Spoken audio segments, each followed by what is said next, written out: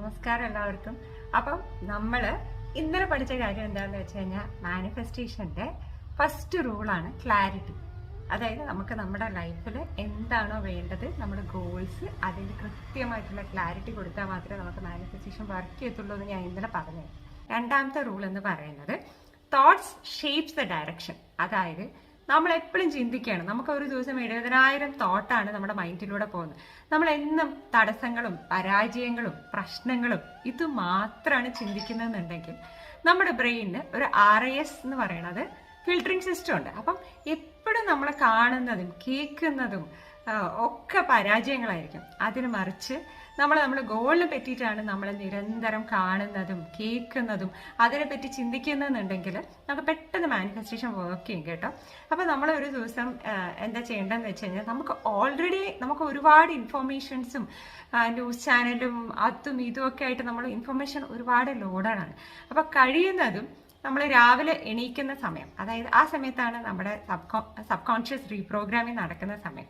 ആ ഒരു 1 hour നിങ്ങൾ എന്താ പറയുക, മൊബൈലും കാര്യങ്ങളൊക്കെ ഒന്ന് പതുക്കെ ഒഴിവാക്കുക. അതുപോലെ രാത്രിയും കിടന്നുറങ്ങാൻ പോകുന്ന 1 മണിക്കൂർ മുമ്പ് നിങ്ങൾ ഇലക്ട്രോണിക്സ് കാര്യങ്ങളൊക്കെ നിങ്ങൾ കൃത്യമായിട്ട് ഒഴിവാക്കുക. അത് കഴിഞ്ഞിട്ട് നമ്മുടെ ലൈഫിൽ എന്താണോ വേണ്ടത്, നമുക്ക് ഗോൾസ് എന്താണോ അത് കൃത്യമായിട്ട് നമ്മുടെ ബ്രെയിനിന് നമ്മൾ പറഞ്ഞ് പഠിപ്പിക്കണം. എന്നാൽ മാത്രമാണ് നമ്മുടെ മാനിഫെസ്റ്റേഷൻസ് പെട്ടെന്ന് വർക്കാവും. അതുപോരാതെ നമ്മൾ ഇപ്പോൾ റെഗുലറായിട്ട് നമ്മൾ രാവിലെ മുതൽ വൈകുന്നേരം വരെ നമ്മൾ എപ്പോഴും പരാജയങ്ങളെ കുറിച്ചോ അല്ലെങ്കിൽ നമ്മുടെ ഫെയിലിയറിനെ കുറിച്ചാണ് ചിന്തിക്കുന്നുണ്ടെങ്കിൽ നമുക്ക് അത് മാത്രമായിരിക്കും നമ്മൾ അട്രാക്ട് ചെയ്തെടുക്കുക. മറിച്ച് നമ്മുടെ ഗോൾസ് അച്ചീവ് ചെയ്യാൻ എന്തൊക്കെയാണ് ചെയ്യേണ്ടത്, നമ്മുടെ ഇടയ്ക്കിടയ്ക്ക് നമ്മുടെ വിഷൻ ബോർഡ് കാണുക. അതുപോലെ തന്നെ നമുക്ക് ഈ ഓട്ടോ സജഷൻസ് നമ്മൾ വല്ലതും കേൾക്കുക, അല്ലെങ്കിൽ അഫർമേഷൻസ് കേൾക്കുക. കൂടെ നമ്മുടെ ഗോൾസിനെ പറ്റി നമ്മൾ ചിന്തിക്കുക. അതുപോലെ തന്നെ ഫോർ എക്സാമ്പിൾ നമ്മൾ 555 അല്ലെങ്കിൽ 888 എന്നൊക്കെ പറയണ കുറെ നമ്പേഴ്സ് ഒക്കെ ഉണ്ട്.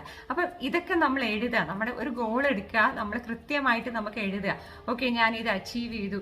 ആ ഫീലിങ്ങിനോടുകൂടി നിങ്ങൾക്ക് ഇരിക്കാൻ പറ്റുന്നുണ്ടെന്നുണ്ടെങ്കിൽ നമുക്ക് പെട്ടെന്ന് മാനിഫെസ്റ്റേഷൻ വർക്ക് ചെയ്യും കേട്ടോ. നമ്മള് ഈ കാണുന്ന പോലെ 555 അല്ലെങ്കിൽ 888 എന്ന് പറയുന്ന കുറെ നമ്പേഴ്സ് ഒക്കെ അങ്ങനെ നമ്മൾ യൂട്യൂബിലൊക്കെ കാണാറുണ്ട്. ആക്ച്വലി എന്താ സംഭവം എന്ന് വെച്ച് കഴിഞ്ഞാൽ, ഇത് ഇപ്പം നമ്മുടെ ഒരു ഗോൾ എടുക്കുന്നു, 88 times നമ്മൾ എഴുതുന്നു, 8 ദിവസം എഴുതുന്നു. ഇതൊക്കെ നമ്മുടെ സബ് കോൺഷ്യസ് റീപ്രോഗ്രാമിങ്ങിന്റെ ഓരോ ടൂളുകളാണ്. അപ്പൊ നമ്മൾ ചുമ്മാ എഴുതിയത് കൊണ്ട് നടക്കുമെന്ന് ചോദിച്ചു കഴിഞ്ഞാൽ നടക്കത്തില്ല.